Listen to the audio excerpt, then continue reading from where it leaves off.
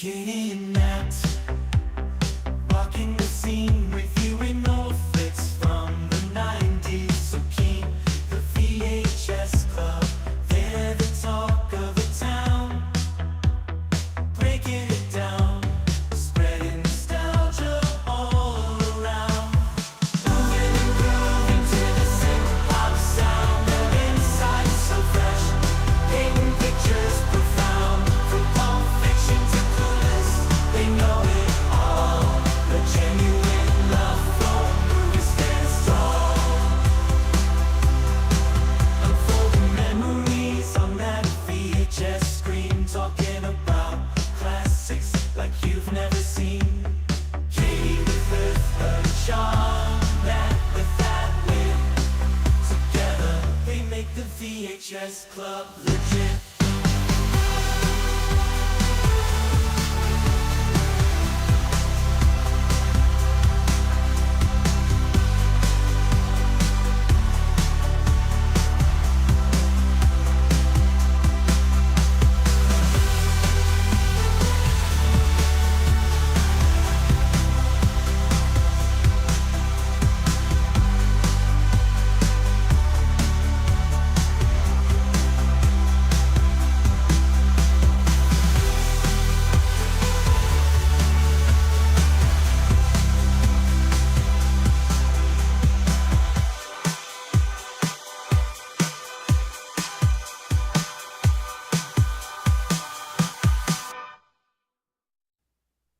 Welcome back to the VHS Club. We hope that you have your wine because it is Friday, pretending to be Thursday, and we are here to discuss movies that almost none of our fans like. So it's just it's a wine. Let me kind tell of you day. why you should like it.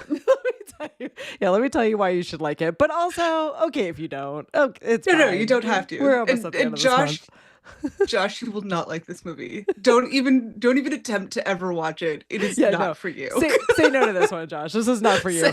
I definitely watched it kind of like this and with mute on a lot. I was like, oh, it's a lot of screaming. I'm gonna have to mute this for a little bit. Katie messages me. She's like, you know what I really don't like about this one is that it's too realistic and there's too much screaming and it's actually just scary and not slashery. And it's like, correct. That is 100% the purpose. Yeah. You are the target audience. I am the target audience. If you're just joining and you're like, what the heck is happening? You are catching us in the middle of spooky season. So right now it is October. We are like a week-ish out from Halloween, and we are talking about Texas Chainsaw Massacre, the original 1974, I believe, version. So there's been who even knows how many countless sequels and remakes and everything else. But Texas Chainsaw Massacre, even if you have never seen this one and have zero interest in seeing this movie just is iconic. You know about it. You've heard about it. It has so much like weird lore and like, I don't know, everything kind of around it. So we'll just talk it through. And as Josh said, Josh has already said no to it years ago. So you can say no to it years ago, and you're still welcome to hang out here. And thanks to everyone for your patience in our changing schedule. But yeah, we're here. We are here. We're going to finish Spooky Month strong. And don't worry, because next week is Rocky Horror Picture Show. So we're ending Spooky Month with kind of a non-spooky movie. So like, it's not scary except for a couple of scenes that are terrifying. So. But back to the Texas Chainsaw Massacre. What's that about, Nat? Other than people getting massacred in Texas by a chainsaw. Go ahead. Basically, that's it. That's the whole movie. It's a group of young Americans in the 70s going on a road trip through Texas, and they stop for gas. The gas station conveniently does not have gas. Does that trope sound familiar? From this movie and many real life situations. But their grandparents, two of the kids, their grandparents used to live in the area, so they go to look at the old, like, derelict, falling apart house, stumble upon the neighbors who is a family of mass murderers. Slash And cannibals. yes, slash Yeah. cannibals that make barbecue. Apparently, it's delicious barbecue because everybody ate it at one point in the movie, not knowing, you know. And it's this is the movie that starts the survivor girl trope. Hmm. So the one girl at the end manages to get out Yep. and live as far as we could see. And I actually love that scene. She's on the back of a pickup truck that's driving away from Leatherface, who's just twirling for, the joy of his life, twirling with his chainsaw in the background. She's driving away and she was screaming basically the whole movie, The but whole movie. Yeah. The whole second half of the movie. The first yeah, half, there's no she's screaming. her scream starts to turn into like very Amadeus-esque laughter. And I was Hmm. like, yeah, that's the right trauma response. Yeah. Like she survived. Ugh. Ooh. Yeah. And that's it. Yeah, It that's the movie. All right, here some feels. Yes. some, some feels about this one. Um, this movie is similar to Jaws. Wait for it. In that, in that it is almost entirely based on suspense more than actual carnage. It Yes. almost got a PG rating because it has such little amount of blood and gore in it, but it is intensely scary in the just like you know what's going to happen. You watch them kind of walking into this entire scene going, like as in any horror movie where you're like, don't go there, turn around, don't go into that Why are house. you going Why are into you this going into the house? suspiciously abandoned house? Why Yeah. are you running up the stairs? Yeah, all of those things you're screaming at the TV. And I think what No, grandma makes is not alive. exactly grandma's never alive. No women are alive in this. It's just a family of creepy It men. really does seem that this group of men, like Papa Leatherface and the weird photographer younger brother, Hmm. like and the grandfather, it seems that once the grandmother died, and it was quite some time ago, because they kept her body, Hmm. and grandpa just chills with her all day in their rocking chairs. He It looks seems dead. Like he he just looks straight dead. up He's looks dead. not. Yeah, he's not, but he looks it. Yeah. So, but it seems like you can infer that when grandma passed, It went the men downhill. just couldn't handle Went it downhill fast. Yeah. and just decided every time they come across somebody, they're going to murder and eat them. Yeah. Because if you think about it, the two kids, Franklin and his sister, Hmm. what was her name? Marilyn? Maureen? Yeah. Nancy? Marilyn. I don't know. Marilyn? I'm trying to remember because Marilyn is either the Shelley? actress's name or the character's name, but one of them I is can't remember. Marilyn. Hey, look, we don't promise that we're accurate on this kind of stuff, all right? I'll scroll through So while you're talking. they're I have it here somewhere. like their grandparents lived there. Their father owns the house, like the neighboring house, though it's completely falling apart. Her name is They Sally. summered there. Hmm? Her name is Sally, but her real name is Oh, Marilyn. Sally. Okay. So Well, you were right. You were I was half right. kind of Her right. name is Marilyn in real life. Yeah. So it's like these neighbors obviously have been there for a very long time, for generations. Yeah. So they didn't used to murder people. Like, Yeah. like the grandparents would have moved away, but it says that their grandparents died in that house, like, and nobody's been there since. Yeah. I had a few Like, questions about that. What so a few things. One, they're going back to this house that like their grandparents lived in, which I clearly haven't been to in a while. The house is just like abandoned and not yeah. safe for them to be in. Also, like Well, they Sally's, didn't. They weren't supposed to stop there. I guess they because So when they stopped for gas in the gas station, which is owned by the Psycho family, by the way, that's why it had no gas. Wink, yeah, wink. Okay, so they were trapping their victims. yeah, The brother like continuously kept talking about, oh, my grandparents used to live around here. oh my, like, oh, we used to summer at this house. Oh, there's a creek, like a watering hole we used to swim in, and let's go see the house, let's go see the house. And they're like, no, no, no, we really got to be on our way. We're on a tight schedule. It seems like at the beginning of the movie they stopped They stopped to go to the cemetery to see. They were looking because something happened with the cemetery, and it seems that some of the graves were right, unearthed, right, because there's right? the news So, story about the what turns out to be the family that says that they were someone was digging up graves and taking bodies yes, which for the is food, which is way yeah, for the creepier food. than yeah. Yeah, Yeah. yeah. So they went to go check to make sure that their grandparents' graves were still good or their uncle's grave was still good. So it's like they were there just to check that, like on behalf of their family, and then mosey on out of town. But then they got trapped. So, Yeah. and Franklin just kept bitching about going to see this house. Like, this is your fault, Franklin. Which Katie and I have wildly different opinions about Franklin. She's like, poor Franklin. Like, he got dragged to this trip. It was so not wheelchair accessible because he's in a wheelchair. Because he wants to go to this. He wants to go to this house, and they take him to this house that he grew up in. But it implies that he's been wheelchair bound for his entire life.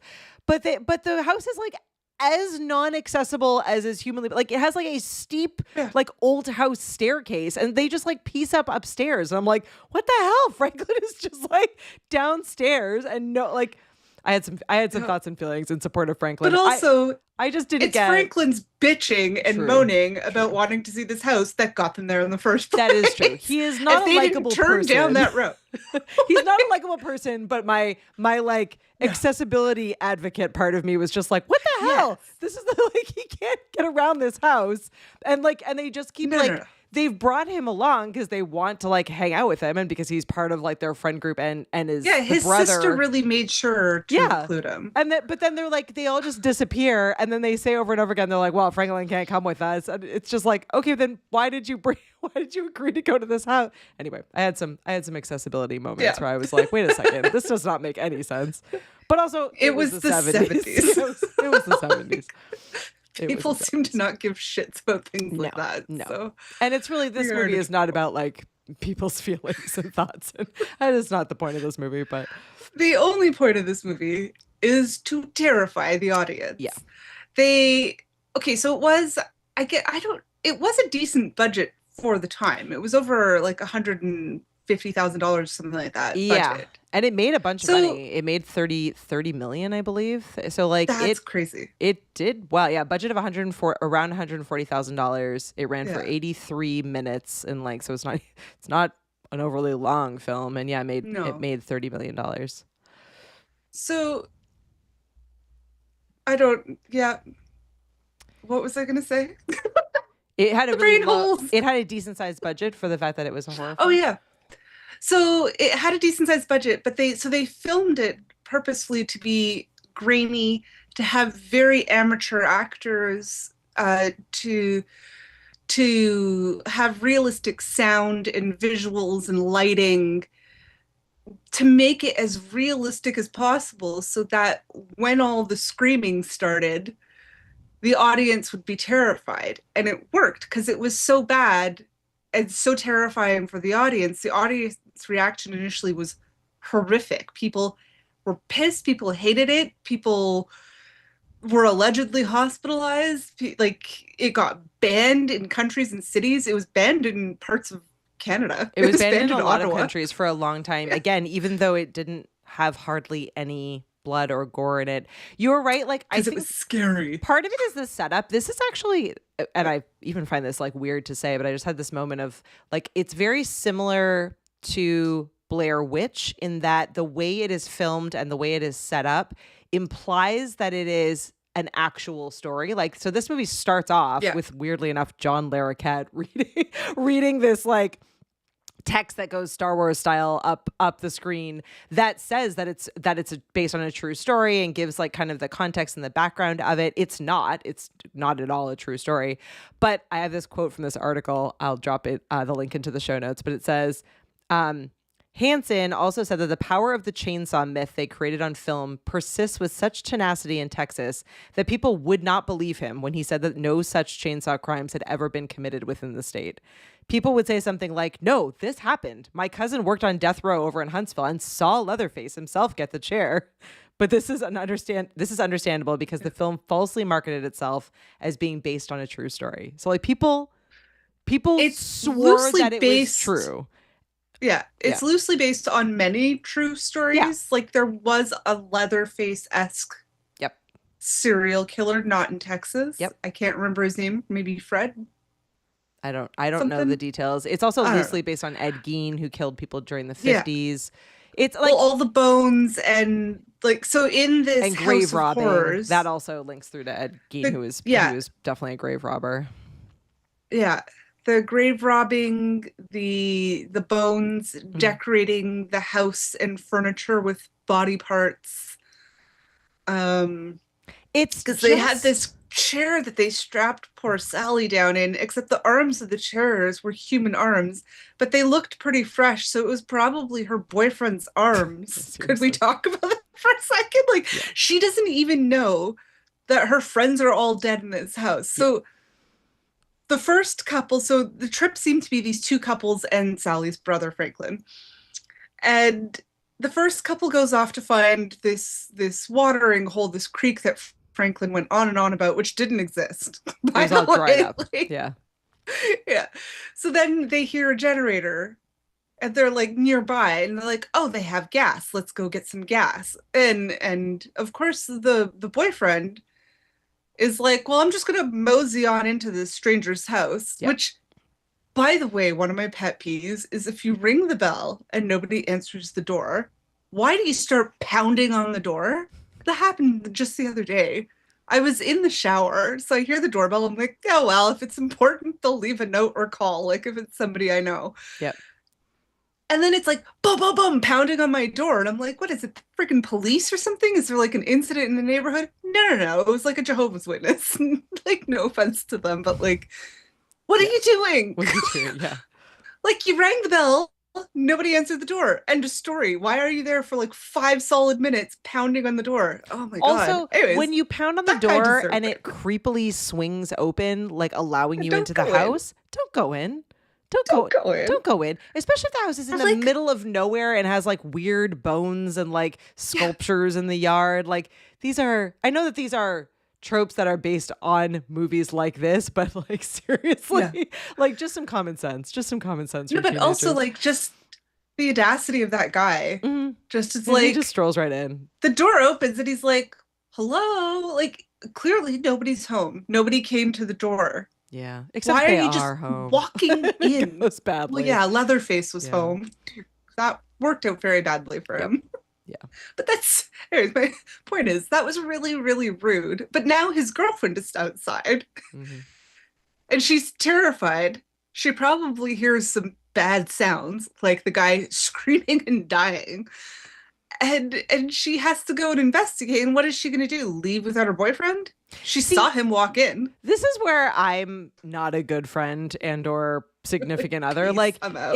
if he went in there and like wasn't coming back out and I heard weird sounds and we were in the middle of nowhere and I was not like I'd be back to get my other friends / running to wherever to get help. Like she's just like, I'll also go in, which again feels like running upstairs or like into a car, like all these different choices that I mean, I don't know. Who knows what I would I actually do in mean, this what? They were situation, going to but- go back to town. The town, not, guess they had not no town. gas, They were they had going no- back to the yeah. gas station. Yeah.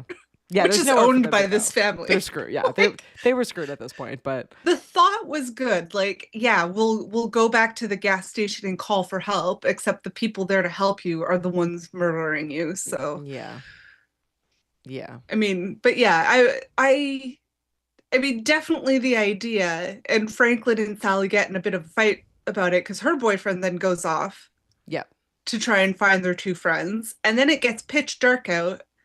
And he's like, let's drive to the gas station and go call for help. And Yeah. she's like, no, I'm going to go find my boyfriend.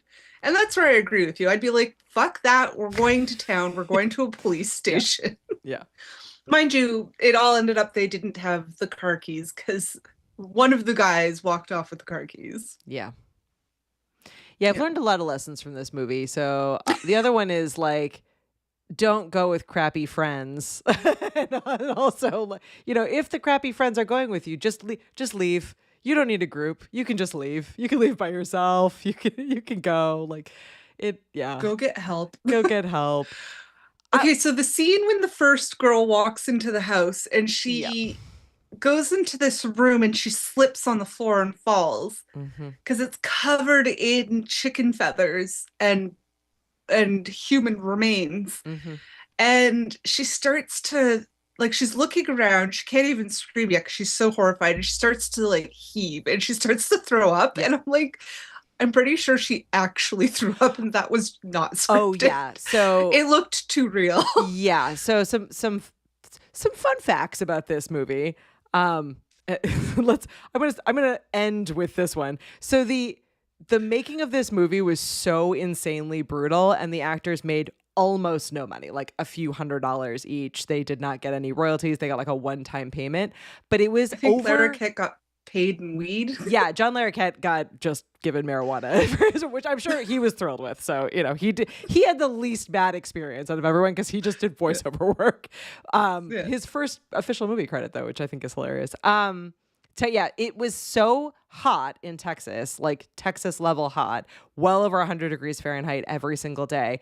And then to film all of the scenes, at one point they, the like crew and the director put like a black tarp over the house so that inside it would look like nighttime. So if you can just imagine, like it's already a bajillion degrees and you're in a small house, and then they're just like greenhouse affecting it. So now it's like probably 300 degrees inside the house, a sauna. Yeah.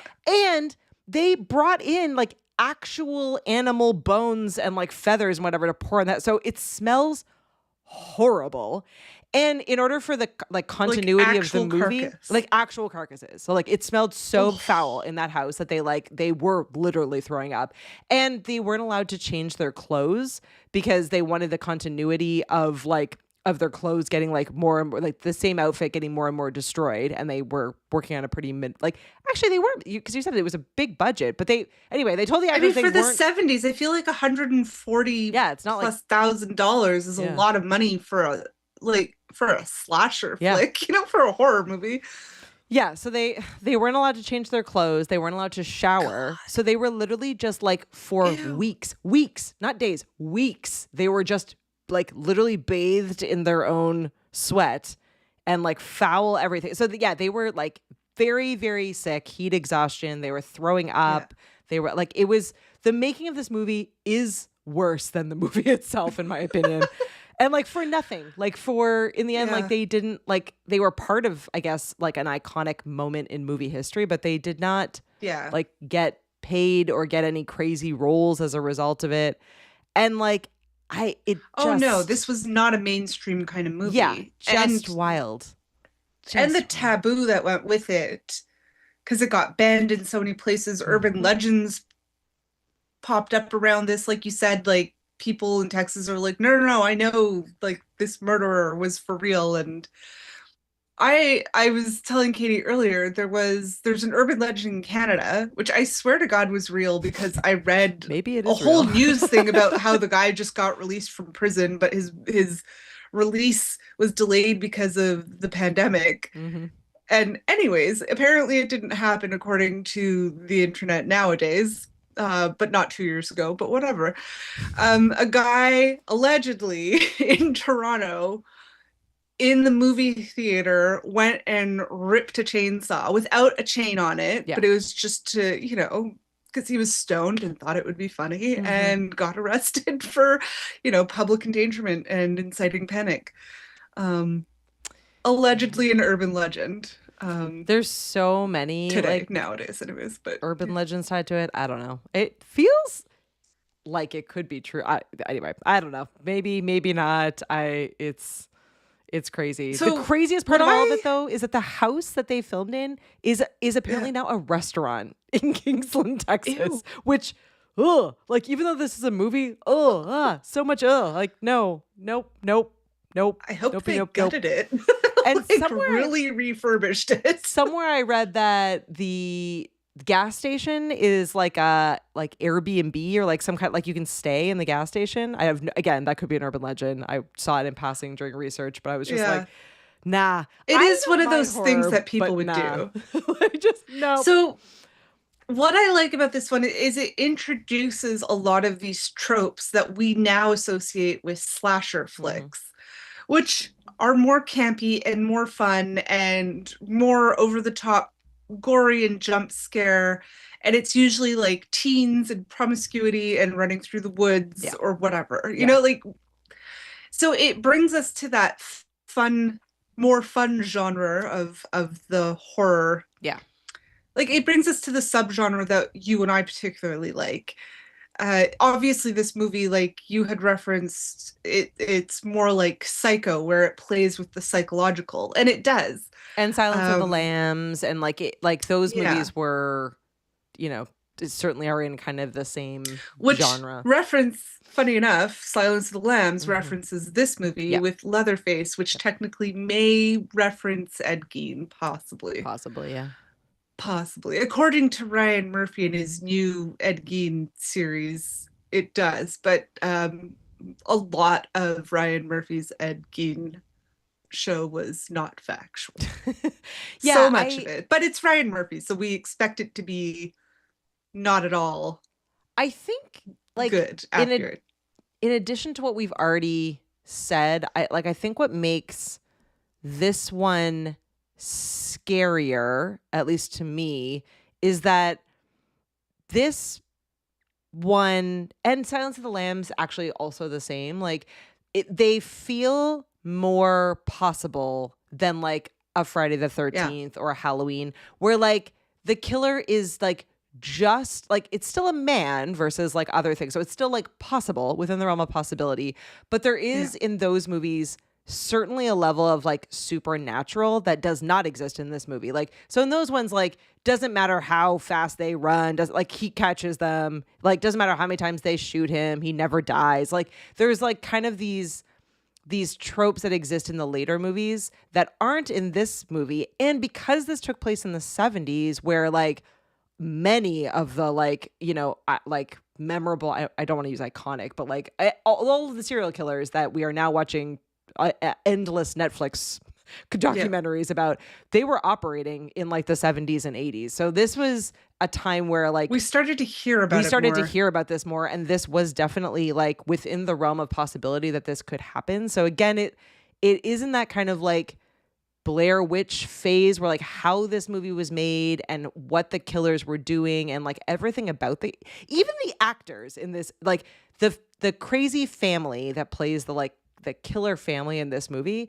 the actors are so creepy, and like kudos to them in that like you're almost like, are these guys actor? Like they just come across as so it's everybody in the movie, right? Everybody in the movie that you are kind of like it's so real. It's so real that it girl does feel scary. into astrology and the angry wheelchair bound brother, the weird wheelchair bound brother. Yep.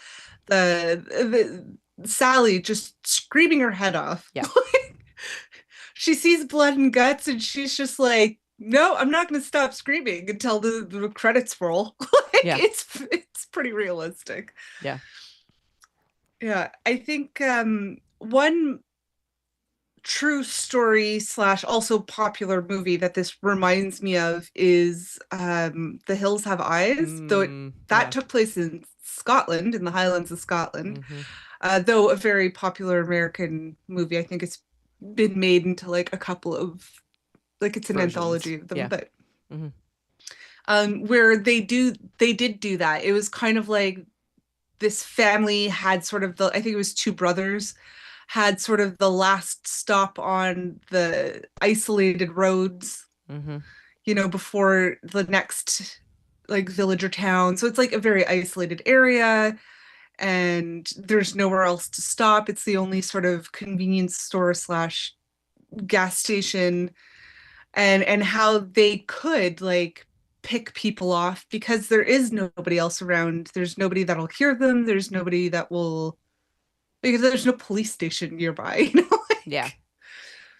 Yeah, so it makes it definitely more realistic and possible. And I could see how this movie definitely gave Texas a real bad name. I Yeah. mean, like, as somebody who's never gone to the South, having grown up with this movie and even rewatching it now, I'm like, yeah, I have no desire to go to the South. Yeah. Like the South of like America, the South, like Yeah. it gives you that you're like, well, yeah, these small backwater areas have, freaks and creeps in them. You're gonna get killed if you go there. I mean, you Yeah. won't.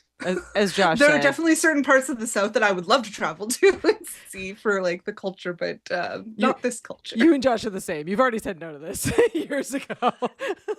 Yeah. Yeah, Yeah.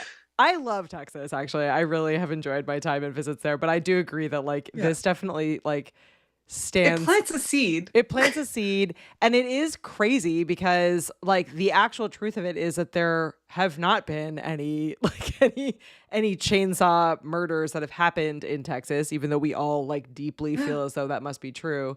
And the other like wild thing about it is that it's I like think there's been one in Canada. yeah, I'm sure there have been A others chainsaw. someplace. I think there was like a chainsaw. I don't know if it was murder, but I think a guy took a chainsaw to his family or something. Well, so here are two Yeah. supposedly true Anyways, facts. it happens. And again, this movie is like has so much folklore around it that don't quote me on this. Maybe it's not true, but according to ample research that I tried to do about this movie, the director of this movie, I guess during like a Christmas shopping season, this is how dark this guy is. During a Christmas shopping season, there was like this large crowd and he was at some sort of store and there was a chainsaw like on display, like in the store. And he literally thought to himself, I could break up this crowd and have them running and screaming if I grabbed this chainsaw and like turned it on and held it over my head. And so that's where like the idea of a Texas Chainsaw Massacre came from. And then even more creepy, I guess He seemed to be on a lot of. he was likely on a lot of drugs. One can hope that I he mean, was it on was a the lot of time. drugs. It was the 70s. Product of the time. Yeah. I mean, he even- paid John Larroquette in drugs. So, I'm assuming drugs were involved with the initial thought concept of the movie and the production of the movie. Yeah. Yeah. Well, even worse So- than that is the fact that I guess he also had a friend or an acquaintance who was a doctor who had been working in like either the morgue or had been working with corpses in some way. And he like for Halloween, and again, this was the 70s. This I'm hoping is wildly illegal then and now, but I guess took like skin from corpses and made himself a Halloween mask of real human skin that he wore around. So that's where the idea of Leatherface, So at he least just in part, came wishes from. he was Leatherface. Yeah, so I'm a little And worried for the channeled director. his. Yeah. So he channeled his psychopathy into a more healthy. Healthy, quote unquote. Yeah. Yeah. Yeah. I mean, I guess he didn't murder real people, so he just made a movie about all of his deep, dark desires. Yeah. Hopefully drug fueled and not real deep, dark desires, but even still. Yeah, like movies are definitely more regulated now. And I mean, just in things like intimacy coordinators now for movies, that's like only been around for what, 3 years at this point, basically. I mean, it's been around longer, but it wasn't mandated until like recently. Yeah. So yeah, a lot of movies got away with these horrific, like real life sets and in the name of art, like famously The Shining and Kubrick, how he tortured Shelley Duvall while filming so that she would be jumpy. Like he psychologically tortured her for months so that she would look terrified and shaky and stuff. That's insane because he was famous, she was famous. What the fuck? What do you mean? What do you mean he got away with that? But that whole is now a bygone era of the artiste director with the short temper, short fuse, and complete and total psychotic behavior. This one hopefully is done. This one was a little bit wild because from what I could tell from like reading interviews and seeing things with the cast, like the cast seems to have been all in. So like they were 100% tortured. The fact that they had to endure like those kinds of working environments is awful. The heat, the smell, but they like all the like hygiene. even Marilyn, who plays Sally, the main like the survivor girl, the main character. She was fantastic. She was fantastic, but she apparently asked at multiple times to like actually be hit by people, and like she wanted so badly to be in the mindset of that character that she actually put herself in a number of like painful and traumatic situations. And who knows? I mean, she also could have just been super young and impressionable, but still. That's why we have intimacy coordinators now because it's not just like sex scenes in movies, but it's for scenes with these kind of abusive interactions as well, you know? So it's like now we have people that will protect the actors on set so they don't get into this. Yeah. And granted, a lot of actresses have come out and said, oh no, I would refuse an intimacy coordinator in this, or I've refused an intimacy coordinator. That's crazy. Yeah. Always protect yourself. I mean, as it is, the job that these people do is already crazy enough without it being in this genre, you know? Seriously. She's quoted as saying that it was the worst experience of her life, but she would absolutely do it again, which I think is just crazy. Kudos. Kudos to her, I suppose. I mean, I appreciate her work, but it's and the way she screamed, she's screaming at the top of her lungs, like screaming bloody murder at the top of her lungs while running through like bush and bramble to get away from a man with a chainsaw. Like, I don't even know if that's physically possible. Yeah, I know. It didn't scream as long as she did. It didn't seem like it. And the one thing I couldn't understand, and I understand it from a like creepiness and movie scene perspective because I think it was brilliant. But the dinner scene, so like one of the final scenes with her. So the other characters, they just kill immediately. Like one of the boyfriends, like as you said, knocks on the door and then just walks in, and he's just like dead. And then the girl follows him. His girlfriend follows him in, and she's like immediately like put up on a hook, and then like basically but she's killed. not dead right away. She's not dead right away, but like pretty. Because the third guy that comes in, the third friend, That's finds true. her still technically alive in the freezer. Yeah. Which I'm like skeptical about how long you could stay in the this freezer's freezer. not plugged in, by the way. Yeah, but still, like lack of Anyway, but then why? I guess my question is like, other than for movie purposes, like to keep the audience like horrified throughout the entire time, I was like, why do they go through all of the trouble of like kidnapping her and like knocking her out and then like tying her to the table and having that like whole creepy dinner scene, like because they really just want to kill her and eat her. Like why did they just kill her and then like cut her up together? She had a plate of food. Yeah, they like wanted her to be set a plate part of the family. They wanted her to be involved. Well, either she could, my two theories, one, maybe she could become the new matriarch of the family. I don't think that was it though. Yeah. Honestly, I think they're just sustaining the freshness of their food. Yeah, I guess that's true. I think they're keeping her alive a bit longer because they didn't need the meat right away. Because they had 3 whole other bodies. They did. It's true. They did. And they had like all the other bodies that they had like stolen from the cemetery as well. That they were. I mean, they do sell barbecue at the gas station, which let's remember that whole group of kids ate that barbecue made by Leatherface. Butchered by Leatherface, cooked by the father. The chef. I definitely thought the creepiest scene in the entire movie was the scene at the dinner party where she cuts her finger, or her finger gets cut open, and the grandfather like sucks on her finger. Suckles it? In this like creepy, weirdly sexualized, terrifying scene. I was just like, that's it for me. That's the creepiest part of this whole movie. Like that was very creepy. I also didn't like, so we find out that they kind of all, like, your only option in this area of Texas was to work at the slaughterhouse. Yeah. And we find out that Grandpa worked at the slaughterhouse, and apparently they all seem to have worked at the slaughterhouse. Yeah. And Grandpa was the best at the bludgeoning of the cows. Yeah, and so they try to like hold her down and let Grandpa, who is essentially Been dead for a years. Yeah. slightly animated Yeah. corpse. Like he's not he's barely alive. Yep. Um and Leatherface keeps putting the hammer Yeah. in his And he hand to keeps try and missing. hit her. Oh, yeah. Oh, but then sometimes he hits her. I think he got like 3 or 4 whacks in, and she still manages to run away. It's that's wild. That was like really grotesque. Yeah. Yeah. But she did get away at the end. She managed to get to the highway. Um, She a long does. haul trucker stopped, which why did he get out of the car instead of just letting her get in? Because there was a man wearing a Creepy skin mask mask with a painted chainsaw. like a Yeah. woman. Mm-hmm. So this man, clearly this like what, 6'5", 6'7" Yeah. man Not a in small man. a Yeah. woman's face with a dress and an apron and jeans on. Mm-hmm. Okay. Mm-hmm. Chasing somebody with a chainsaw. So he pulls over, gets out. Mm-hmm. Um, that was disappointing. That was disappointing. Yeah. Yeah. I mean, he lived, it seems.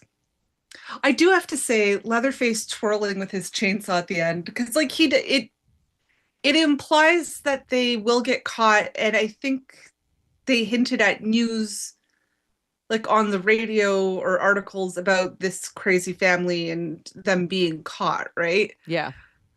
Um, but he's not caught at the moment. Like she's on the back of a pickup truck and she's Yeah. like, She just "Don't like stop your speeds freaking away. car!" Yeah.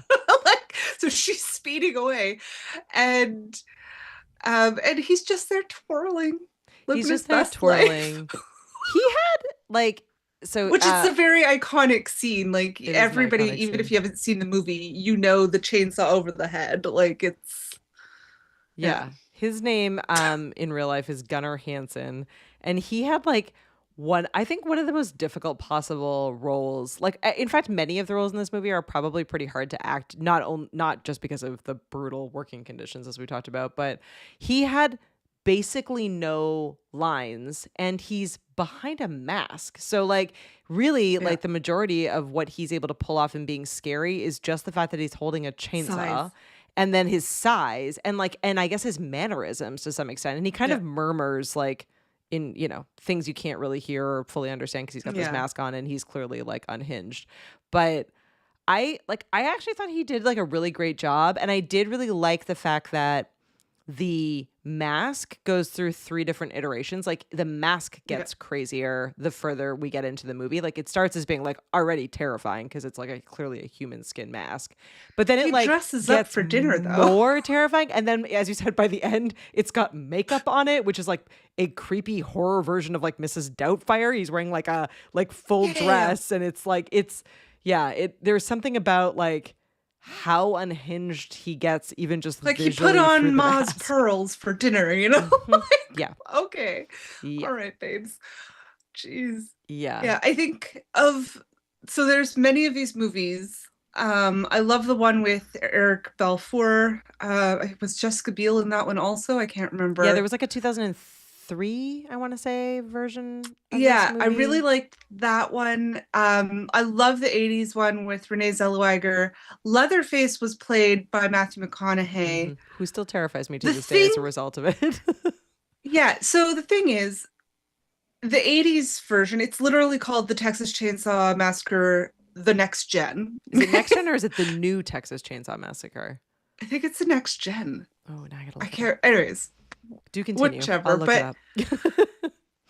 so it's pretty campy. The acting seems to be purposefully bad. So now we're into it's an actual slasher movie. Yeah. So it's teens, there's going to be all the teen tropes. It's not the original, but close. So like, they go on You're right. this road It is trip. the next generation, which makes The it next worse. gen. Yeah. Mhm. It's right. It's so bad. So it's so bad. It's so campy. It's so 80s. Yeah. But then we have Matthew McConaughey, who is just so straight-laced acting it to the point that I'm like, I don't think he's acting. Like I have some questions about I Matthew think he's McConaughey. just there. Yeah. Yeah. And I'm like, and it made me realize, I'm like, is he a good actor, or is it just that like he's playing himself Yeah. in all his roles, because he's basically the same in everything. Yeah, if you're Good, gonna watch one of these movies and but this original is that's not the appealing to one. you, that's the one because it's so wild. Like Ridiculous. you can watch on And mute. it ends. The wild thing about the 80s one, Next Gen, is that it ends like they imply that this family is some sort of either social experiment from the Illuminati, Sure. not joking, Yeah. or they're aliens Yeah. being run by the Also Illuminati. fine. The Sure. Illuminati's in it, period. Yeah. Like, what? See, and that is closer to the level of horror movie that I want to watch, where it's like Yes. realistic enough that you're like, oh, okay, so it's based on something that happened, but like also crazy enough where you're like, nah, yeah, it's pretty ridiculous. And so I can just laugh I my mean, way there's through it. practically a spaceship at the end. Yeah, I can't laugh through this version. Like I'm just sitting there, No. literally like this for a lot of it, and not even a lot of gore in it. Again, like I'm just like, oh, like when he like puts her up on like the hook to hang her, I had to mute it and like look between my fingers, and then like, That trope is used a lot. I couldn't like I couldn't do that, and then I also like. Basically the last like 20 minutes of the movie where she's just screaming, I was like the visceral sound of her screaming, like I was just sitting in such tension that I was like, I'm gonna mute this and I'll just like, you can't even watch with like captions because there are no captions. It's literally just screaming. But There was a point where I was like, Nat, you can take a breath. Like, it's not actually scary. Yeah. Calm down, Natalie. It did make like, it scarier without the sound, I have to say. Like, even muted, I was like, well, this is worse. Like, somehow this is worse that you she just, was like see her Carrie screaming. levels covered in blood by the end of it. But she did also have her head smashed in a few times. Yeah. God, is it worth living at the end of these movies? I don't know. I mean, like, I know I would fight to live to the end of these movies, but is it worth it? Is it worth it? I know the trauma you have to live with. The trauma you have to live with. It's okay. So Kathy is just joining us. Welcome, Kathy. I know we're on Friday instead of Thursday. You're probably fine because this is a movie that we're getting through. We're all getting through together. I liked it because of where it's brought us. True. Like the impact it had. So this brought us the tropes of the survivor girl, the running up the stairs, the ignorant group of teenagers who don't know any better. This implies promiscuity, whereas a true slasher shows promiscuity. It puts you in order of death. So, I know it is weird that this director was trying to get a PG rating, whereas I feel like all the future directors are just like, oh no, all in with like swearing, sex, nudity, like crazy violence. Yeah, they were the opposite from that scene. The sort of the inbred sort of hillbilly, murder family trope comes up quite a bit. The whole urban legend around it too. Yep. The should have stopped to get gas. Mm-hmm. The last stop to get gas. Yeah. I hated poor planning. Yeah. It gives us all of these tropes that we see still today, like it's still in the slashers and the horror movies or TV shows. And and people still reference the Leatherface. We have Buffalo Bill inspired, which then on a completely different genre movie was referenced by Jay and Silent Bob a few times. Mm-hmm. Pretty funny. Not, but funny. Yeah. Yeah. So, it gave us so much for being like essentially a drug-induced fever dream made into a movie. Like some guy was just like dropped acid and was like, let's make this movie about cannibals and I will wear skin on my face.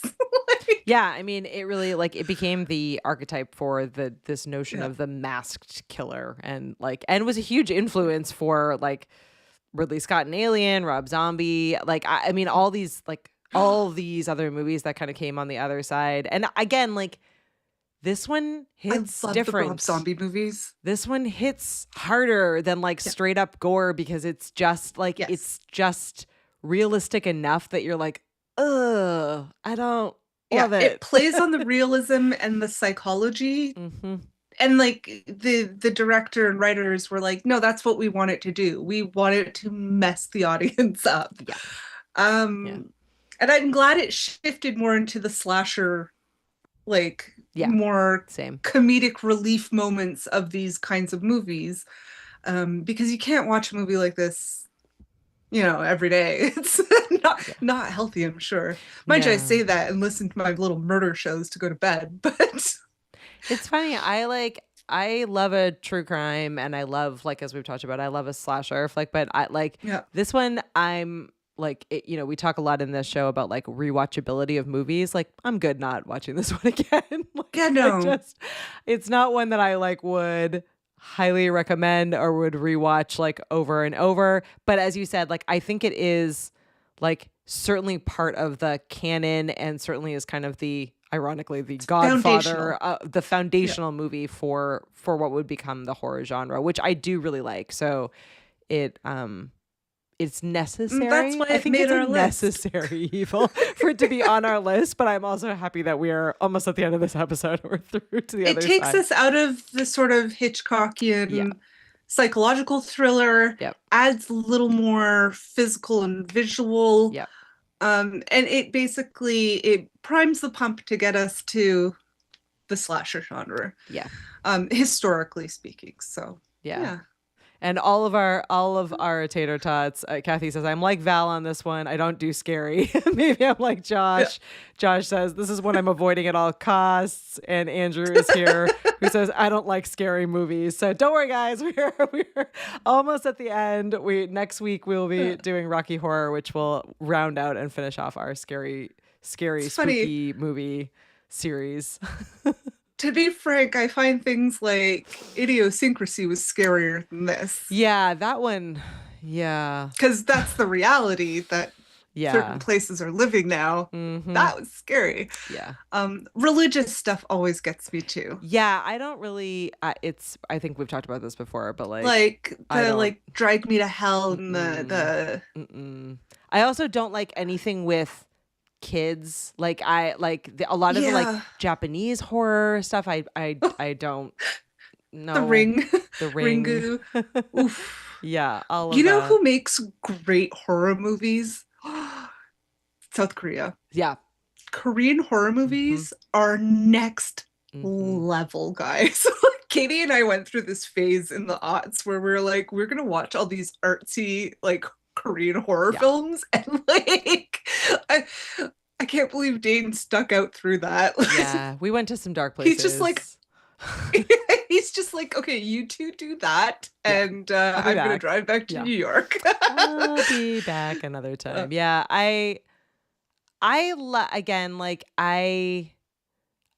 in my mind, and my like level of nostalgia is tied to horror movies being the kind of like 80s through early teen slasher movies that basically would, for me, end in the kind of Scream, Final Destination, kind of those sort of big, multi-movie series that would kind of define, and they're so closely connected, they would define our like adolescence and are so tied to like sleepover nights, like the idea of like community watching movies where it's like we're having a shared experience. It's not overly scary as much as it is kind of like jump scares and like moments of like like the same way as like riding a roller coaster. For me, it's like it's the similar kind of a roller coaster feel where you're like, that there's going to be a couple of drops, your stomach is going to be like ugh for a second, but in general, like you're not going to leave it and have nightmares. Whereas like movies like this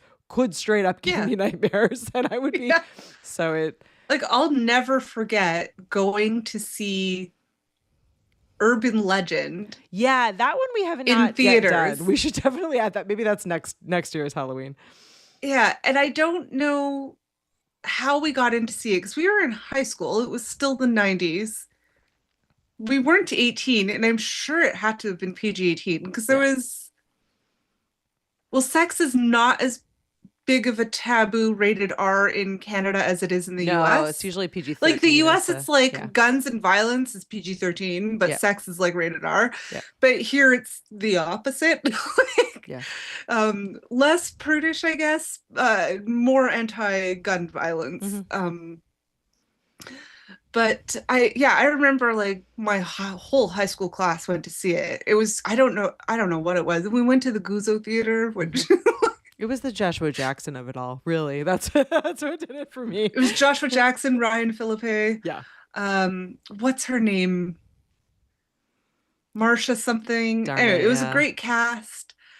And it was like those moments where it's like the cat got microwaved and everybody was like and it's like and screaming, she's upstairs, like it was like this whole Yeah. It's a shared. thing. It's a shared Yeah. experience. There is something like. Oh Mad, God, there was a Beyonce movie there was where a she Beyonce played movie. like the Yes. psycho. Yeah. That I one don't was know a if good she was one. the psycho mistress or if it was somebody, I can't remember, but it was one of the worst movies I think ever made. But The it had like a acting fun was shared abysmal, experience. Yeah. Yeah. but the audience like, and this was like a Tuesday downtown Montreal, and one person heckled, and then everybody just got into it. Yeah. And we're having this conversation with Beyonce getting through this movie. Yeah. Like she's so pretty and talented. Acting is not one of her talents. No. But that was one of my favorite theater experiences of my life. Thank you, Beyonce. Kathy's in for the Joshua Jackson of it all. Yes, Fringe is one of my favorites Yes. as well. That Oh, one's a really Fringe is a fun great rewatch. show. And Yeah. Chance is here. Hi, Chance. And he says that he's not a fan of Hostel or Saw movies. I know it's funny. I Ooh. really enjoyed. The first Hostel, great, Yeah, but I a little enjoyed the first Hostel. Yeah, the Saw, Saw and the Hostel are needles. a little like I have to do the fingers like through looking through. I can't handle that level of gore. I love a jump scare. I love a jump scare and We like a like teens preposterous running in the Yeah, woods. yeah, yeah. We like Kevin Bacon getting an machete through the chest. Yeah. You know, I love like knowing like the level of again, it's like a roller coaster for me. Like the level of confidence in knowing that there is going to be jump scares and that just about everyone except for maybe one female is going to die and the killer is immortal. Like so it's like that level of just like, all right, I'm in for this. Like what like how are they going to die? Like watching them like listening to the somebody's music gonna pace up. reopen that camp. Somebody's going to reopen that case. Like that part I enjoy. Whereas like Saw, I like the like psychological side of it, but that one almost had too much gore for me. I say this as a person that I think I What's own his every name? single one. Carrie Elwes is in it. I love him. Elwes, yeah. I said that name wrong for the longest time. Apparently it's Elwes, and I Yeah, we always said it called was him Carrie Yules, Yules, but which still sounds it's right not. to me, but it's not. He's I'm Welsh. sorry, Carrie. He's Welsh, so it's like Mhm. whatever it looks like in English is not what it sounds like. And my Exactly. great aunt lived God knows where in Wales. The town had like more Yeah. letters in the name of the 85 town than consonants. Yep. exists in the alphabet, Yep. right? So, Yeah. and it was like a 2-syllable word. I don't know, man. God love him. Well, good news because Josh has seen Rocky Horror, so he can talk about it. And Kathy's all in. She does campy horror, so she's into Rocky Horror. So Yes. So and Kathy enjoyed Scream as well. So Yeah. so The there's camp of it all. yeah, That's the right. The camp of it all. campiness, Kathy. I'm in. Yeah. I'm in with it. Chances if you're having sex or doing dope around Jason Voorhees, you're dead. Exactly, right? Like Done. the second that any character has sex in the it's just like, well, now we've set it off. Now there's gonna be a killer Which- and everyone's gonna die. Can we just say in Friday the 13th, the whole reason Jason becomes a killer is because he allegedly drowned as a kid because the camp Two counselors counselors, were watching him. Yeah. The thing is, he wasn't a camper. No, he was like the Okay, child of and- the nurse. Was it the nurse? The camp nurse? Whatever. Or The counselor? mom was The mom working there. Was working there, yeah. And these camp counselors had no responsibility to her child. Yeah, one could say it was really the And they mother's were fault. off duty. Yeah, Like, exactly. Ma. Mm-hmm. And in the first movie, the mother's the killer. Spoiler alert. True. But apparently Jason's not dead, so welcome to the rest of the movies. I can't believe there's only 12 of those movies. Yeah. Tisk. Tisk. Oh, she was the cook. Thanks, Chance. Thanks for the backup in our live fact checking. Which I still think that the 13th of Friday the 13th should be the road trip Oh movie yeah, that we talked about last Christine, episode. Jason, yeah. We had and Michael And Freddie go on a and road Freddie. trip. Was it Freddie or Michael? All of them. Everyone in the car. Right. Everyone in Christine. And Mikey. Yeah. Yeah. Yeah. I It's mean, true. we could get Ghostface in there too. Oh yeah. All right. If I was better at like, I bet you some AI could help me with this. I could really use AI for good. Don't for all take of jobs away from writers. Well, I'll give it to the writers. They can write the actual movie. I'll just do a little promo for us. All right, now what are you thinking for reviews on this one? I have no good I'm answer. thinking. Katie's like, I hated everything about No, it. I didn't. No, I did not You enjoy struggled. the experience of watching this movie, but I appreciate it for its art. That's like me in the book Middlemarch. I'm like, Yes. I appreciate the heck Yes. out of it. I feel the but same way about I Middlemarch. struggle bust reading Yeah. that whole book. Mhm. Also wrote like a grad level A+ paper on it, but bleh. Yeah. um three taters for me because Excellent. That's what we had was 3, which Oh, I think was yay. left over from last week, but we planned it that way. It was 3. It's always been 3. I think it's very foundational. Yep. Like Without it's this, we important don't get to the the other film ones we industry. like. Yeah, exactly. Yeah. Yeah. It's well made. It is. It's well don't filmed. It's well kind of acted. like- It's like it's an Yeah.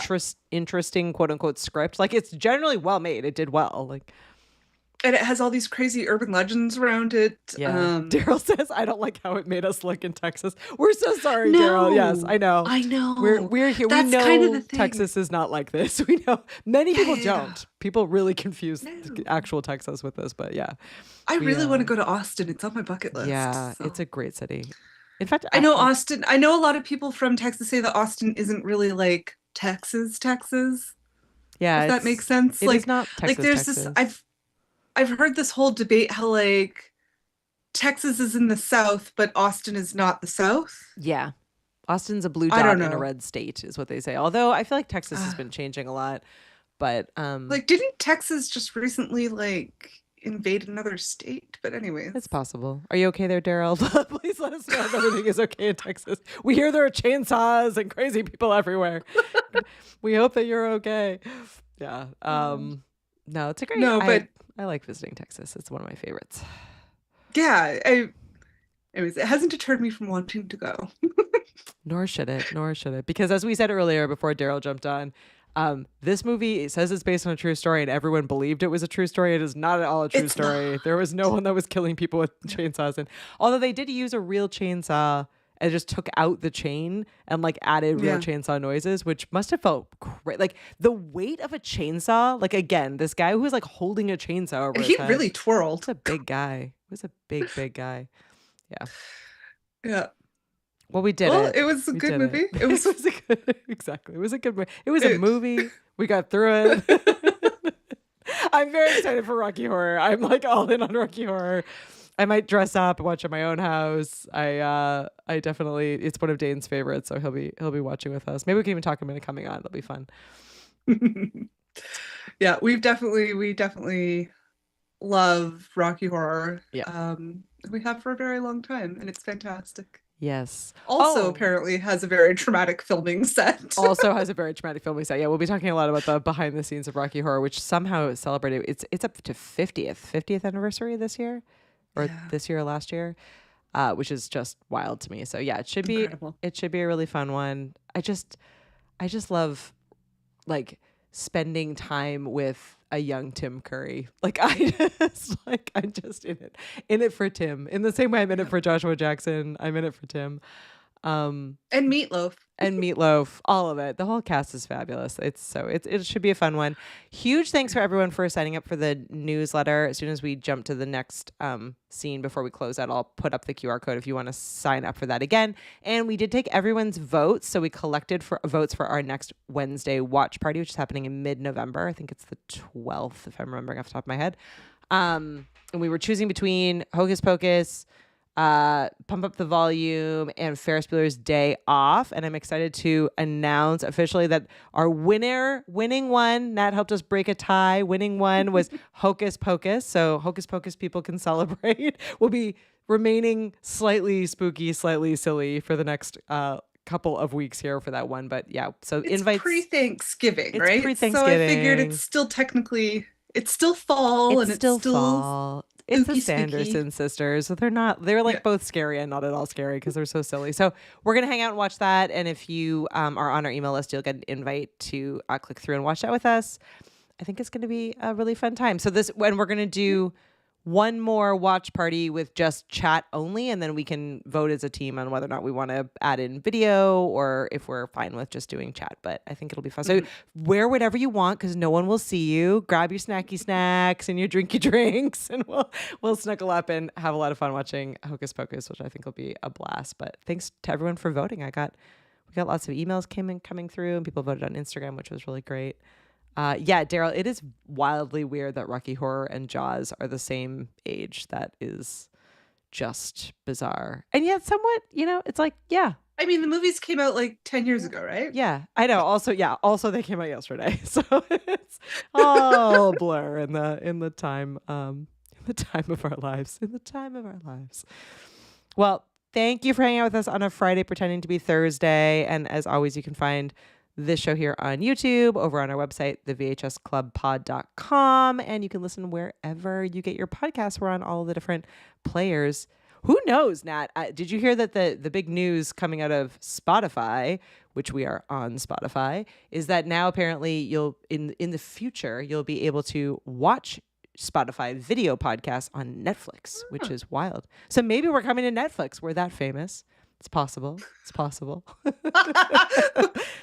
Says the woman who's like, probably should turn back on that Netflix subscription to see what's happening in the world of podcasts. But yeah, that could be cool. Cool news for video podcasts everywhere.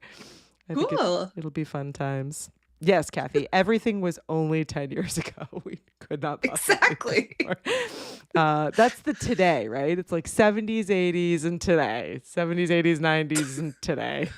I heard on the radio somebody say the vintage classic and they played Nirvana. I'm like, nah, no. What do you mean it's vintage? Vintage rock Nirvana. No, okay. No. Jesus, I have feelings about that. Nope. I'm like, Kurt Cobain died like 3 days ago. Okay? Yeah. Like, Way to I was ruin there. my Friday night. Way to ruin it. Ruin it right off the bat. Unbelievable. And this is why we do our podcast, so we could just still pretend it was all within 10 years ago. Yes, come and pretend with us. Thank you for joining us. Thank you for in our joining us psychoses. in our psychoses. Please be sure to continue to review and recommend and send in all of your favorite movies. You never know. Maybe we'll even redo some of the episodes we've done before with different people. We love getting all of that feedback, so I really appreciate it. Yeah, Josh says we had a radio station called Bob FM in the 2000s and they played 80s, 90s, and whatever. That's it. This is our show. We're the 80s, 90s, and whatever. Exactly. Whatever. I absolutely love it. Well, awesome. Thanks for hanging out, and we will see you all next week for Rocky Horror and hopefully beyond for our next Watch Party Wednesday and onward into November for John Hughes and some other, fun pop-up things. Whoever knows. We'll see you next time. Thanks, Nat. Bye, everyone. Bye. Katie and Nat.